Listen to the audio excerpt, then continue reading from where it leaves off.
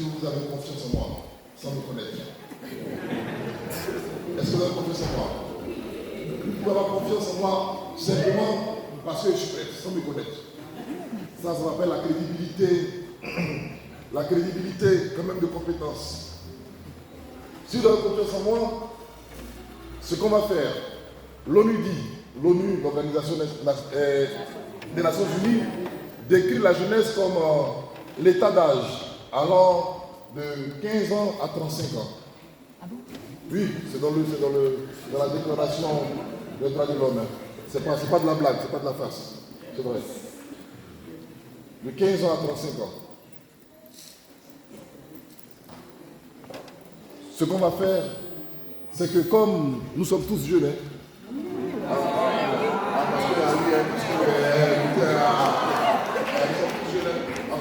fait, quand tu n'as pas dépassé les 35 ans, tu dis je suis jeune. Quand tu dépasses les 35 ans, tu dis nous sommes tous jeunes. Parce qu'on ne veut pas laisser la place aux jeunes. Donc on dit nous sommes tous jeunes. Bon bref, mais de toute façon, nous sommes tous jeunes. Mais comme on voudrait, parce que ce n'est pas très évident, dans ma paroisse, dans la paroisse où je suis, je vous dis où je suis, dans la paroisse où je suis, la messe, c'est pour les cheveux grisonnants. Il n'y a pas de jeunes. Dans ma paroisse, il y a 6 jeunes que je connais par cœur. Il y a 6 jeunes dans toute la paroisse. Il y a 3 messes dimanche à 9h, à 10h30 et à midi. Et je vous assure que je parais être le plus jeune. Donc comme ce n'est pas très évident d'avoir toujours les jeunes, ce qu'on va faire, les jeunes, vous avez dit que vous avez confiance en moi. La crédibilité de compétence, c'est qu'on va donner de la place aux jeunes. Maman, par exemple, maman, ce qu'on va faire, par exemple, non maman. Calme.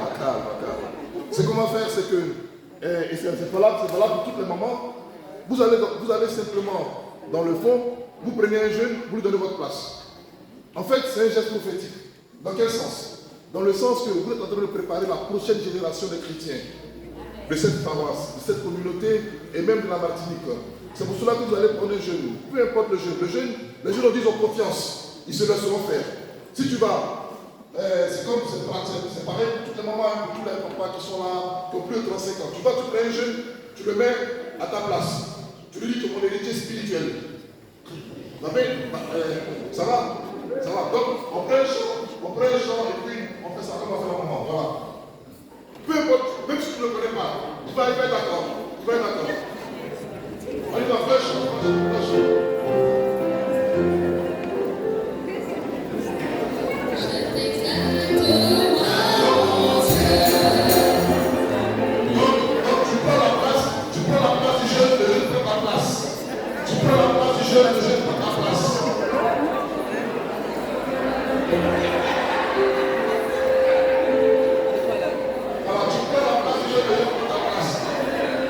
Bouge.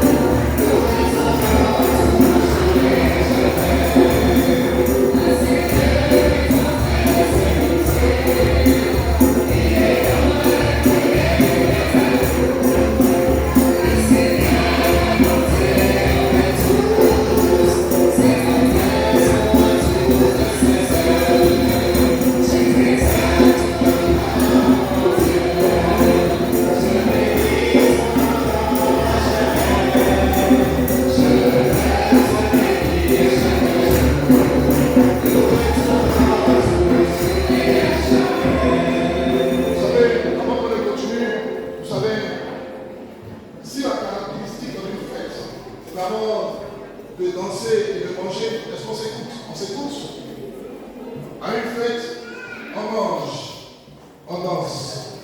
Et la troisième chose, oui, on boit, ça on boit. Et la troisième chose qu'on fait à une fête, c'est que la fête est le moment et le lieu propice pour faire des rencontres. Demandons à nos parents, parfois ils se sont rencontrés à une fête. En tout cas, mon père et ma mère se sont rencontrés à une fête. Oui, oui. Donc à une fête, on fait des rencontres.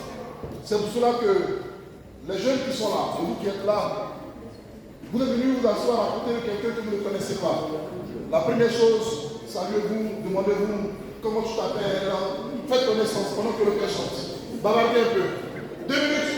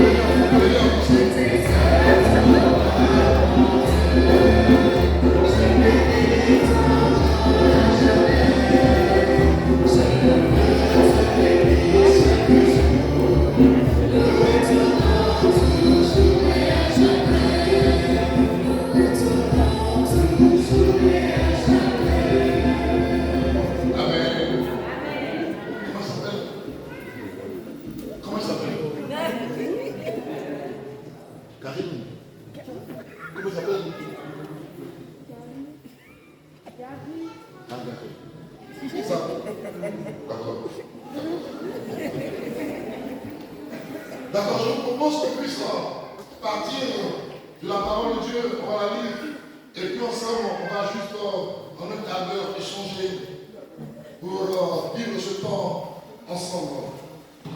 C'est dans la lettre de Saint Paul l'apôtre aux Romains, au chapitre 8, à partir du verset 18 et suivant.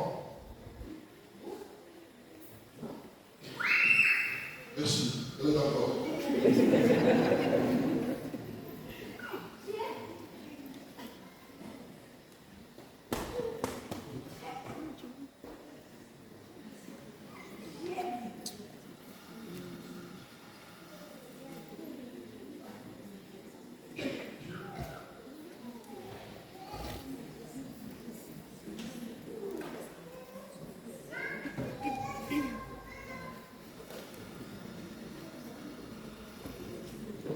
Demandons à l'Esprit Saint de nous remplir de sa grâce. On va faire silence juste un instant.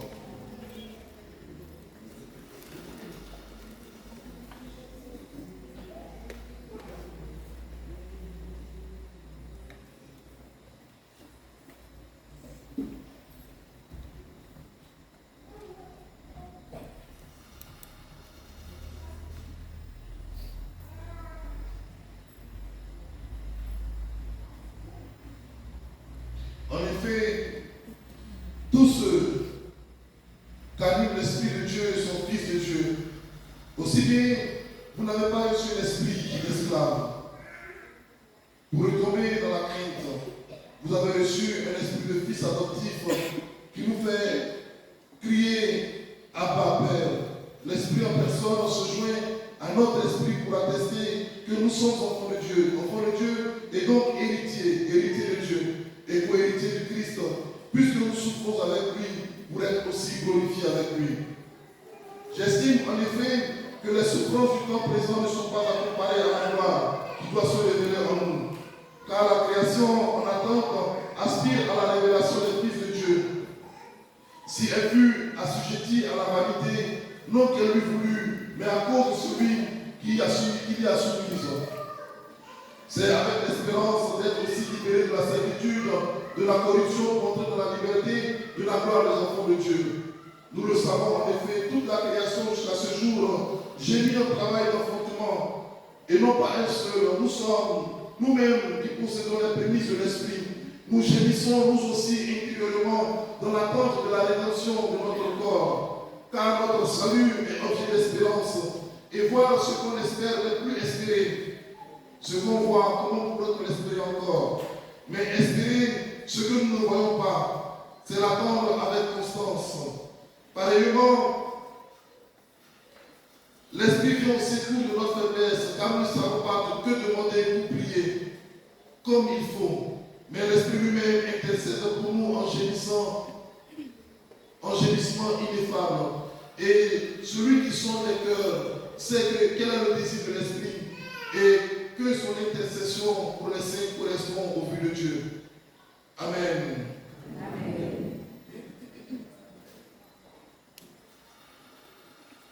Vous voyez,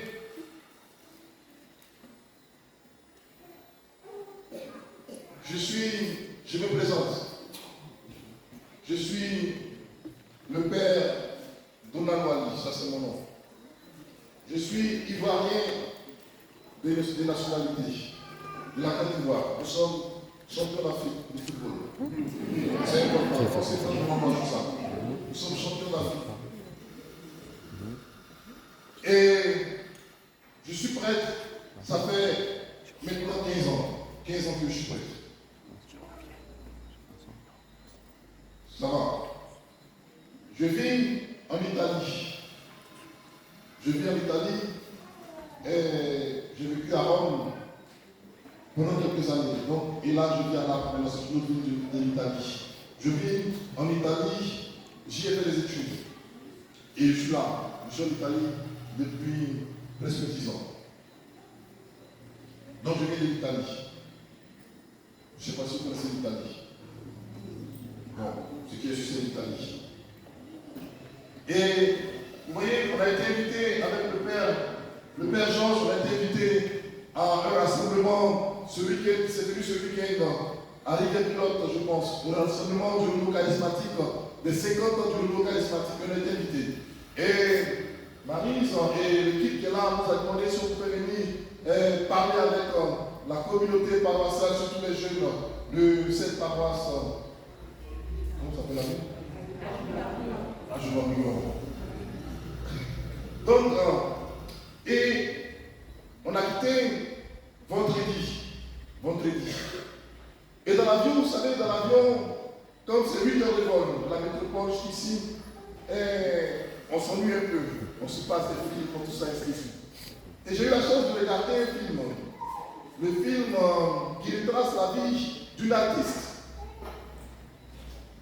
La plus grande artiste gospel de l'époque, qui s'appelle Whitney Houston. Et le titre de ce film, c'est I Wanna Dance with Somebody. Ça veut dire que je veux danser avec quelqu'un, puis ça ajoute with somebody who loves me. Je veux danser avec quelqu'un qui m'aime. L'histoire de c'est un film très captivant, c'est sorti en 2022, pardon. L'histoire de cet artiste que vous connaissez sûrement ou pas, Whitney Houston, dans sa vie, elle a, comme raconte le film, elle a vécu une enfance quand même assez difficile, dans le sens que, dans une ambiance de famille, où son père et sa mère se disputaient constamment. déjà toute petite, elle a vécu cette situation de violentes crises familiales. Et ces violentes crises familiales l'ont poussée à flirter un peu avec l'homosexualité, parce qu'elle a eu des rapports, selon ce que dit le film, elle a eu des rapports avec sa meilleure amie. Mais le titre de ce film, Our Dance with Somebody, révèle la souffrance d'une femme qui a voulu et qui a cherché de toute sa vie l'amour, mais qu'elle n'a pas trouvé. D'abord, l'amour de ses parents. Elle était une jeune fille, pratiquement unique, délaissée, abandonnée par ses parents qui se battaient constamment chaque nuit. Chaque nuit de sa chambre, elle entendait les battements de son père, les battements de la mère, du père sur la mère. La maman qui était battue constamment par son papa. Mais pourtant, c'était une famille chrétienne, puisque la maman chantait dans la chorale de l'église. Et Whitney, dans sa vie, quand elle a commencé à connaître la gloire, à signer avec les grandes sociétés de distribution musicale, qu'elle a commencé à connaître la gloire. Vous voyez, sa maman a toujours exigé d'elle le meilleur. Elle a toujours exigé d'elle l'excellence. Et quand elle a commencé à prospérer, c'est-à-dire à être connue, à être vraiment une star, son papa va profiter d'elle, c'est-à-dire va profiter de l'argent qu'elle gagnait. Son papa va détourner tout son argent. Et ce qui est admirable, c'est que Whitney Houston avait un désir profond, un désir très profond, le désir de ne pas connaître la même réalité de ses parents. Elle avait le désir de fonder une famille, d'être une mère et une épouse. Mais dans son histoire, elle va rencontrer, dans son désir qu'elle a d'être aimée, c'est-à-dire de danser avec quelqu'un qu'il aime. Whitney Houston va rencontrer un jeune homme qui est pratiquement plus jeune qu'elle, que vous connaissez sûrement, mais c'est l'histoire de Bobby Brown, qui va rencontrer Whitney Houston, et puis il va détruire sa vie. En quel sens? C'est par lui qu'elle va sombrer dans l'alcool et dans la drogue.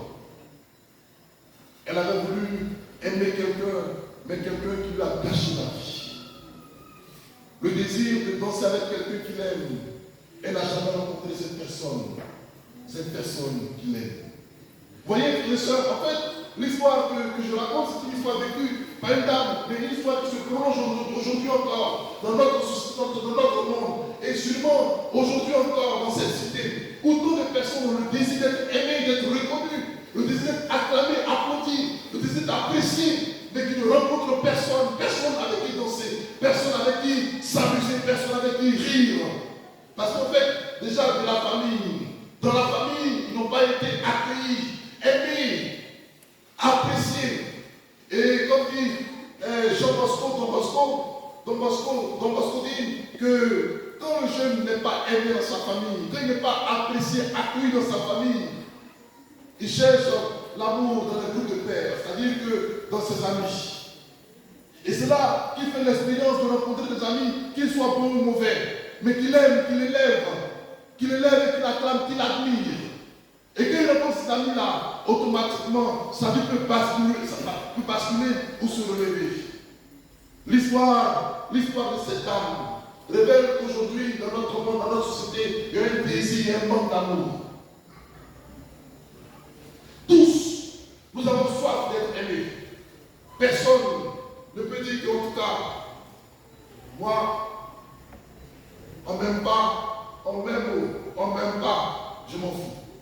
Je m'en balance, c'est pas possible. Et quand on fait l'expérience du premier amour, en tant que jeune, quand on fait l'expérience du premier amour, soit ça passe ou ça casse. Soit ça passe ou ça casse. Quand tu commences à être apprécié par quelqu'un qui dit oh, tu es belle, tu es mignonne, tu es charmante, tu es mimi, ta démarche change.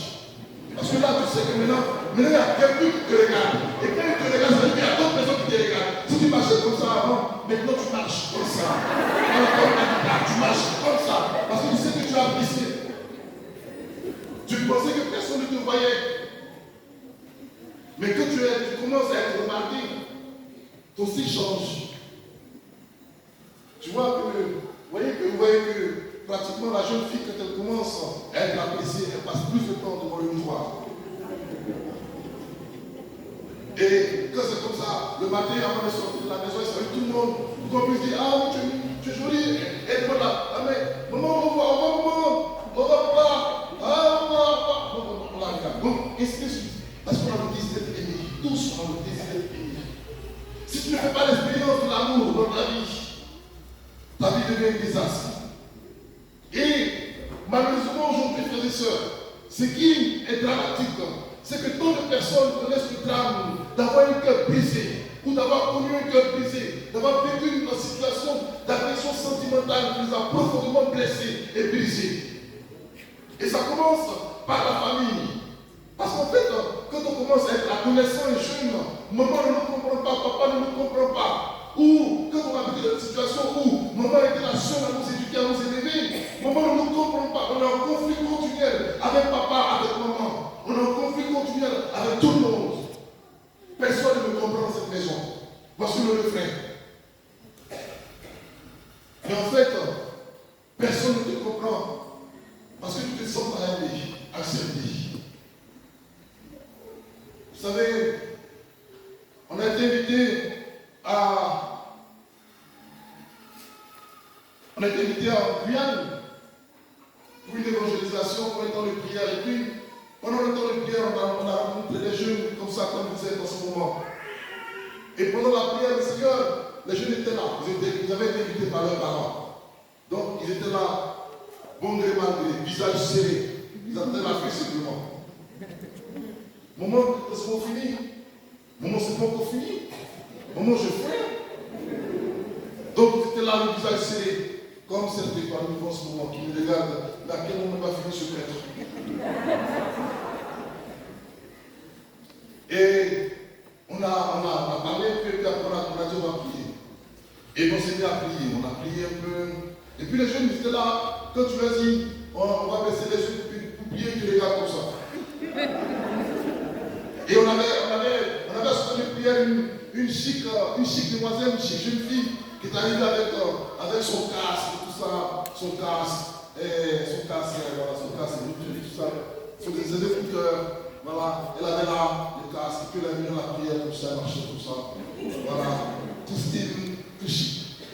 Et puis pendant qu'on parlait, elle était sur son téléphone, elle regardait comme ce jeune qui fait en ce moment, voilà, elle regardait, ça prenait des messages, tout ça.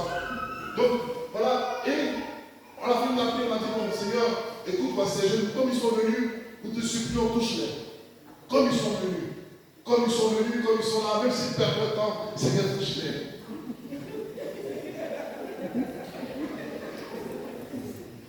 Ça, c'est mon gars. J'ai mon élément ce soir, bien sûr. J'ai mon élément suit. Et la prière se poursuit. Mais pendant qu'on est en train de prier, on demande au Seigneur de les toucher. Les jeunes nous regardaient comme ça, avec le regard, nous regardaient comme ça.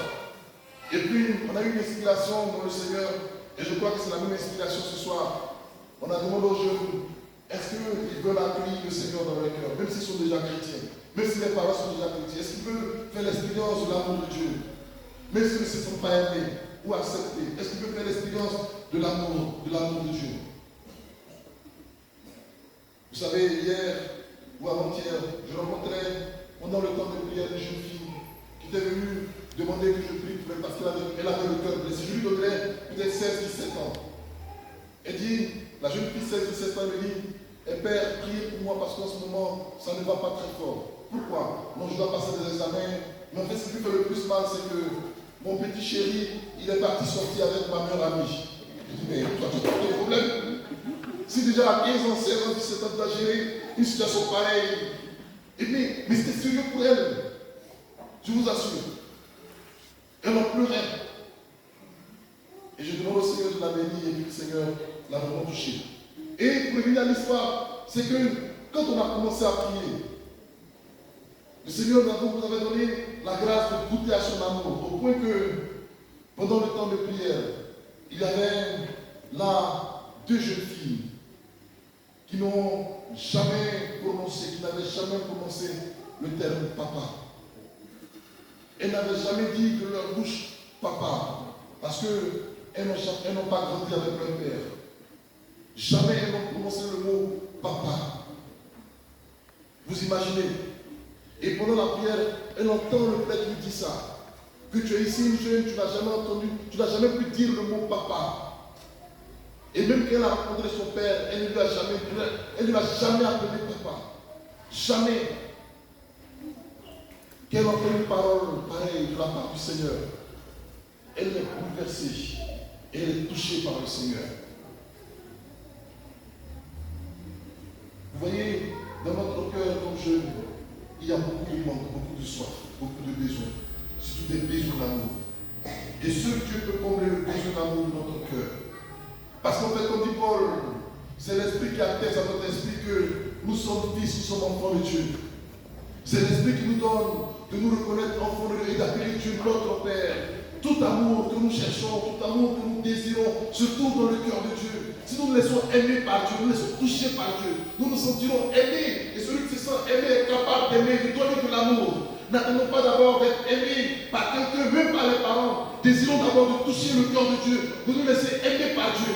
Parce qu'en fait, on ne nous demande pas d'aimer Dieu, on nous demande de nous laisser aimer par Dieu. Souvent, c'est difficile de se laisser aimer par Dieu.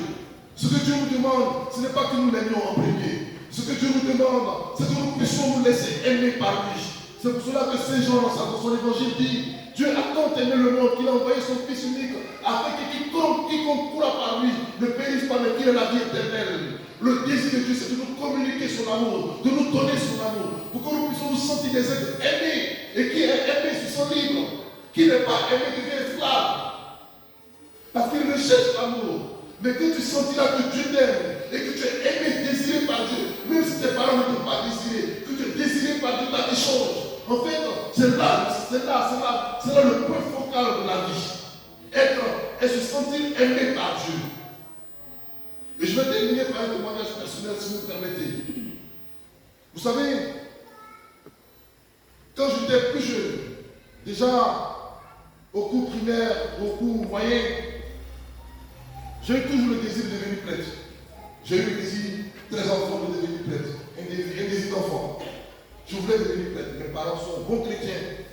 Moi-même, je cherchais à être un bon chrétien. Et mes parents priaient à la maison, Mais le père, la mère, le père surtout, comme il était dans ses séminaristes, donc il nous faisait prier tous les jours à 19h. Ça ne marche pas, ça. Ça ne peut pas marcher. Imagine ton père qui te fait prier tous les jours à 19h. Prier des familles. Quand, avant de manger, prier des familles. Quand il sonne, prier des familles. On se lève, on va prier pendant au moins 20 minutes. Après, on retourne pour manger et pour étudier. Prier des familles tous les jours. Mais souvent, on montait pour la maman malade, on était malade, on ne pouvait pas prier. Et j'ai grandi dans ce désir de devenir prêtre. Mais quand je suis arrivé au second cycle, c'est-à-dire en seconde, première terminale, mes frères, j'ai deux frères. Mes frères, un grand frère et un petit frère. J'ai deux frères. Mes frères sont très excellents à l'école. Ou du moins, ils étaient très excellents à l'école. Ils étaient premiers ou deuxième. Moi-même, sur les 36, je ne suis pas venu les blessés. Je ne sais pas. Comme je te le dis, je sais pas que le plus grand, la petite intelligence, il m'a laissé un peu. L'autre est venu la petite aussi. Donc, mais moi, je n'étais pas très excellent. Ça, je vous assure. Je n'étais pas très excellent. Ça, je le dis à ma propre. Mais ce n'est pas parce que je n'étudiais pas. Je bossais, mais je n'étais pas très intelligent. Je vous assure. Et même pour passer le brevet, c'est difficile. C'est difficile. Par exemple, chez nous, on demandait 150 points. J'ai eu 150 points juste. J'ai eu 150 points. Et après, j'ai passé le bac. Le bac, j'ai passé les gens ne croyaient pas en moi. Parce que, déjà, le moyen de classe, c'était quoi? C'était un 10, 10, 50. Si j'ai eu ça, je suis content. Sinon, je me débrouillais dans 9,50, 9,75. J'attendais toujours le dernier semestre qui est le plus court pour me rattraper. Je me rattrapais avec quoi? Avec les épreuves physiques et sportives. C'est là que je prenais les grosses moyennes. Donc je prenais les grosses moyennes dans les épreuves. physique et sportive, puis on a constaté un collège catholique, instruction religieuse. Donc là, je fais tout pour avoir un 16, 17, ça compte un peu les mathématiques. Et le bac, je l'ai eu, mais on m'a repêché, comme on dit. Voilà, parce que au lieu de 200 points, j'ai eu 196. Mais comme j'avais, parce qu'avant aussi, il y avait la moyenne conduite, c'était 16, donc j'avais 16. Quand tu n'es pas fort à l'école, comment te comporter? On peut avoir pitié de toi. Donc, j'ai eu le bac comme ça. J'ai eu le bac. Mais entre temps, de seconde dans la terminale, je n'avais plus le désir de devenir prêtre. J'ai eu la chance et la grâce de rencontrer une magnifique fille. Elle s'appelle Geneviève, je me rappelle encore le premier amour, n'oublie pas. Et Geneviève, vous savez, avant, c'est pas comme maintenant, c'est pas comme maintenant. Il n'y avait pas de téléphone, il n'y avait pas encore le portable, tout ça. Et avant, pour courtiser, on écrivait une petite lettre de façon, une petite lettre, je sais pas comment un petit message, tu vois, je une belle fille charmante, je souris nous. Et, oui, c'est ça, hein. Et elle a refusé. Là, comme je disais, elle a refusé de Pentagos. Et puis mes gars, mes amis me disaient non, qu'elle refuse comme ça. C'est-à-dire qu'il faut insister, elle va accepter la protection. La première fois, la jeune fille, la première fois, n'accepte pas. C'est la deuxième fois que tu insistes qu'elle accepte. Moi, je ne savais pas ça. Donc j'ai échoué. Sentimentalement, c'était un échec. Après, bon, les amis que j'ai connus m'ont fait sombrer véritablement dans beaucoup de choses que je ne voulais pas citer. Là, j'ai perdu le désir de devenir prêtre. Et puis j'ai fait l'université. J'ai fait l'université. Et de tous mes frères, vous voyez, moi qui étais le moyen, de tous mes frères, j'étais le seul à faire l'université. J'ai fait les études de jurisprudence, de droit public. J'ai eu un master. Et puis c'est là qu'à l'université, dans la panoplie des belles, charmantes, des belles filles et d'une belle carrière qui se prolongeait pour ma mère, c'est là que le Seigneur me rappelle encore. Quand je dis à ma mère que, parce que là tout était calé, quand je dis à ma mère que je veux rentrer au séminaire, ma mère a commencé à pleurer. Elle ne voulait pas. Parce que son seul garçon qui a fait l'université va rentrer au séminaire, c'est Rachid. Donc, je rentre au séminaire, j'abandonne tout. J'abandonne vraiment tout et je rentre au séminaire. Mes frères, je rentre au séminaire, après mon évêque m'envoie étudier. Aujourd'hui, par la grâce de Dieu, j'ai eu mon doctorat en communication. Mes frères, ils sont très intelligents. Personne n'est docteur, je suis le seul docteur de ma famille. Personne n'a fait l'université, je suis le seul qui a fait l'université de ma famille. Vous êtes intelligents. Dieu peut transformer toutes choses et faire passer du dernier au premier rang. Ça, c'est important. Peu importe si les gens n'ont pas confiance en toi, peu importe si tu ne te sens pas aimé, accepté, si tu n'as pas été désiré, peu importe si tes capacités intellectuelles ne sont pas comme les gens le désirent, peu importe cela, sens-toi aimé par Dieu ou laisse-toi aimer par Dieu. Le reste viendra sur l'abondance. Jésus dit dans l'évangile de Saint Jean, je termine par là, au chapitre 10, au verset 10, il dit, je suis venu pour que mes brebis aient la vie et il est sur l'abondance. Je suis venu pour que toi et moi, dit Jésus, pour que toi, tu aies la vie. La vie dans toute cette dynamique, la vie, une vie épanouie et la vie sur l'abondance. Je suis venu pour ça. Ce soir, dans ce temps de prière qu'on va faire et terminer cet échange, dans ce temps de prière, la seule chose que je vous demande, est de dire dans votre cœur, Seigneur, je veux me sentir aimé par toi.